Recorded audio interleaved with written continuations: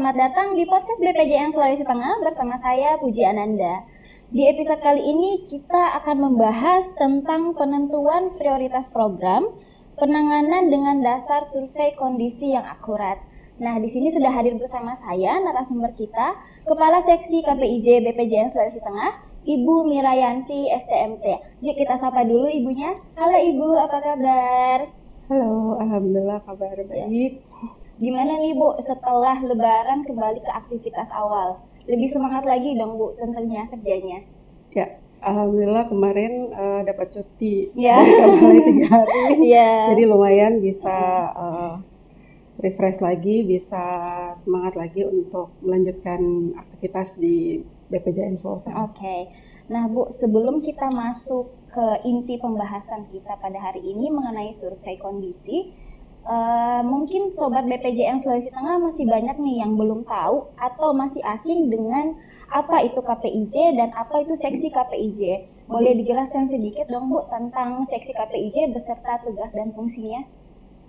Silakan, Jadi seksi KPIJ itu kalau dari kepanjangannya ya, Keterpaduan Pembangunan Infrastruktur Jalan. Jadi itu adalah unit eselon 4 yang ada di organisasi BPJN, Balai Pelaksanaan Jalan Nasional Sulawesi Tengah.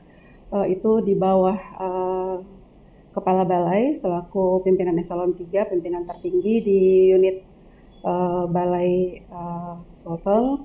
Kemudian tusinya itu sebenarnya banyak ya, mungkin saya bisa sebutkan beberapa yang mungkin relevan dengan topik pembahasan kita hari ini. Jadi diantaranya yaitu melakukan penyiapan, pelaksanaan dan pengolahan data dan informasi jalan dan jembatan.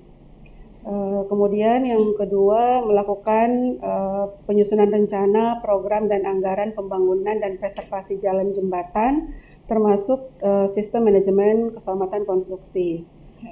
Kemudian ada juga melakukan pelaksanaan studi kelayakan, survei, investigasi, dan evaluasi perencanaan teknis. Jadi sebenarnya masih banyak lagi, cuman mungkin yang perlu saya highlight bahwa KPIJ itu salah satu tugas utamanya adalah melakukan penyusunan rencana, program, dan anggaran baik itu kegiatan pembangunan maupun preservasi jalan dan jembatan.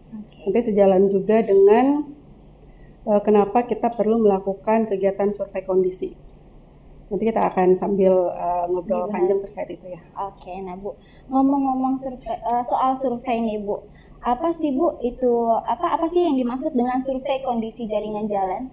Oke, survei kondisi jaringan jalan itu adalah suatu kegiatan pengumpulan data yang bertujuan untuk memperoleh data kondisi jaringan jalan yang berkualitas yang memenuhi aspek faktual, akurat, konsisten dan akuntabel. Yang mana tujuan dari data-data yang akan dikumpulkan itu adalah untuk bahan penyusunan program anggaran sekaligus untuk sebagai bahan evaluasi kita terhadap penanganan yang sudah berjalan. Oke, jadi sebenarnya survei itu juga untuk menentukan penanganan apa yang harus dilakukan terhadap suatu ruas jalan ataupun jembatan ya Bu? Ya, betul. Oke. Nah selanjutnya nih Bu, apa saja hal penting yang diperhatikan dalam penentuan program penanganan jalan, khususnya di BPJN Sulawesi Tengah? Oke, hal penting yang harus kita perhatikan dalam penyusunan program penanganan jalan yang pertama tentunya mutu dari data kondisi jalan jembatan ini ya. Jadi setelah kita melakukan survei ya pengumpulan data tentunya ada kegiatan quality control terhadap data. Jadi data yang dihasilkan betul-betul valid dan menggambarkan kondisi lapangan yang sebenarnya. Tujuannya apa adalah supaya kita menentukan program penanganan di setiap segmen ruas jalan ataupun setiap unit jembatan itu atau setiap elemen jembatan itu benar-benar sesuai dengan kebutuhan dari jalan dan jembatan itu sendiri. Kemudian yang kedua, selain data kondisi, ada juga data historical penanganan. Jadi tujuannya apa?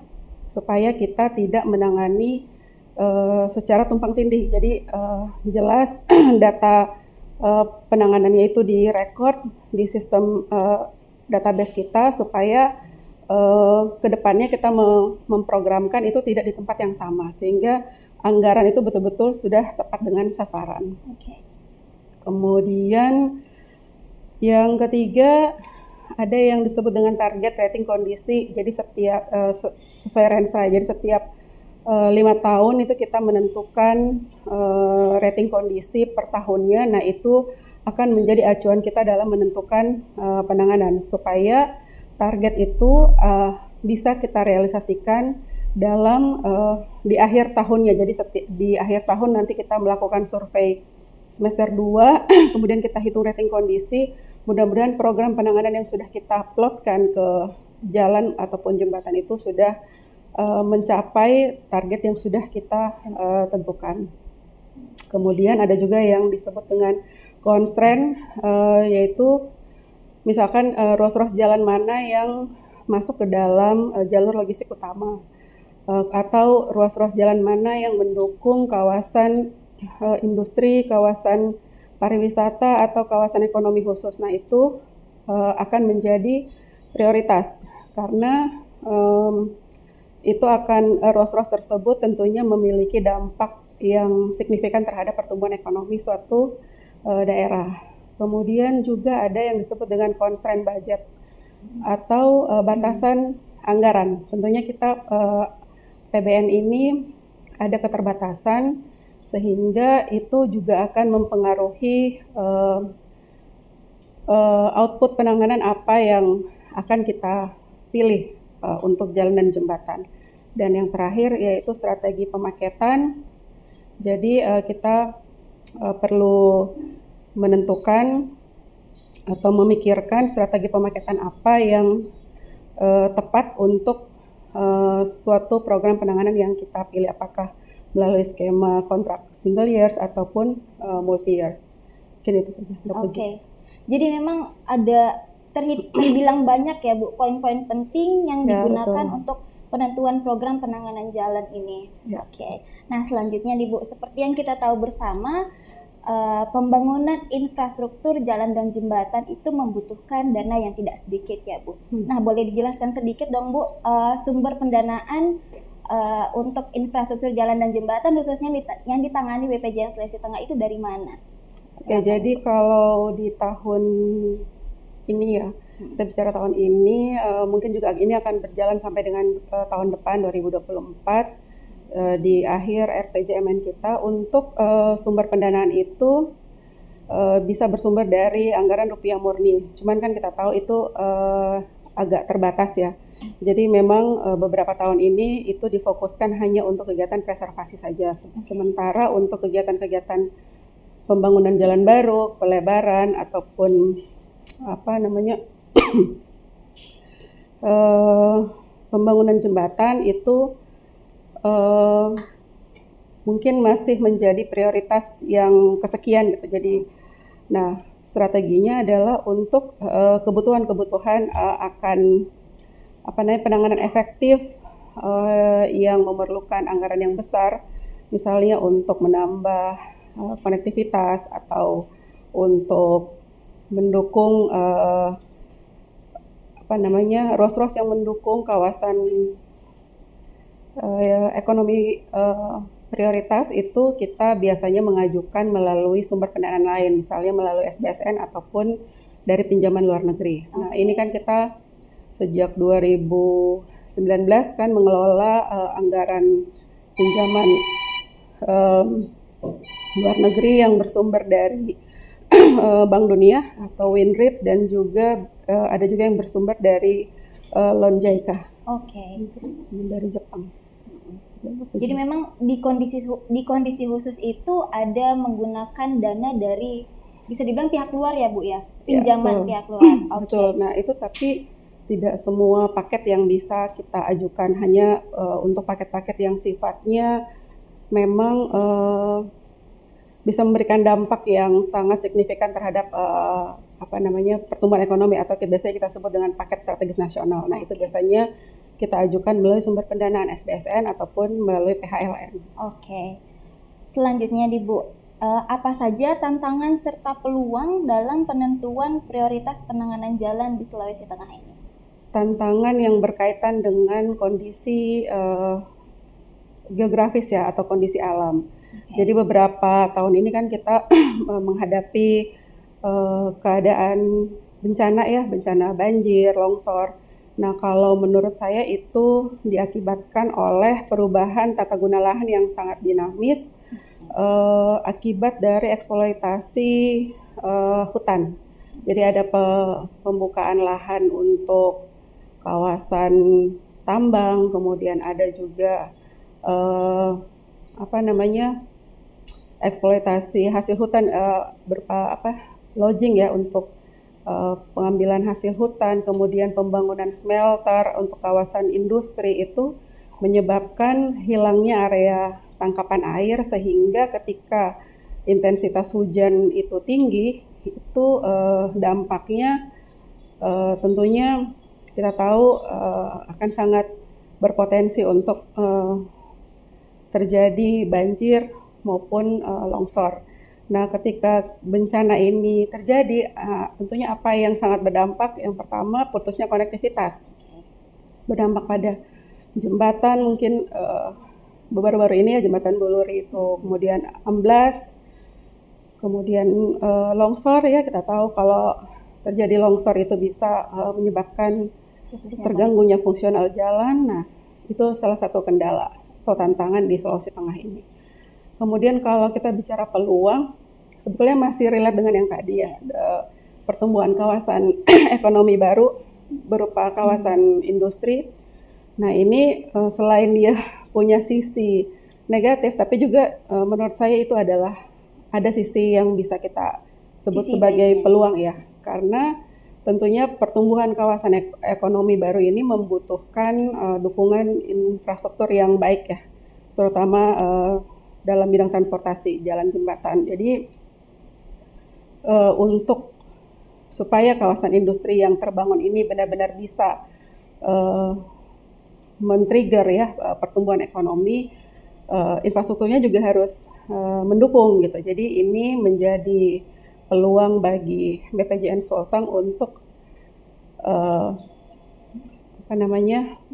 lebih memprioritaskan ya penanganan atau preservasi dari jalan maupun jembatan sehingga ini bisa sejalan dengan atau bisa menjawab kebutuhan dari pertumbuhan kawasan industri atau kawasan ekonomi yang sedang mulai bertumbuh di Sulawesi Tengah. Oke. Nah, terakhir nih Bu, selama Ibu merintis karir di Kementerian PUPR khususnya di BPJN Sulawesi Tengah, apa sih Bu suka dukanya selama Ibu bekerja? Sukanya apa ya? Kalau sukanya itu ya alhamdulillah saya bergabung di Kementerian PU ini sudah sesuai dengan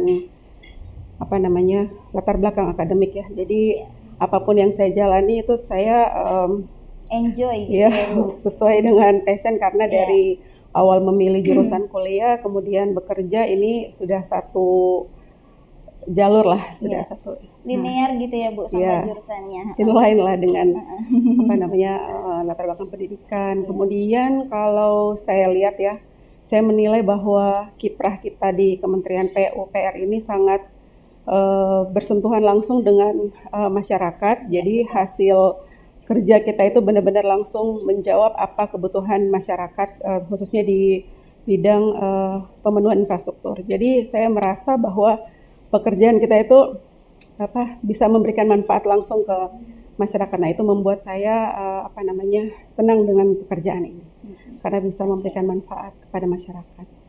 Kalau berbicara duka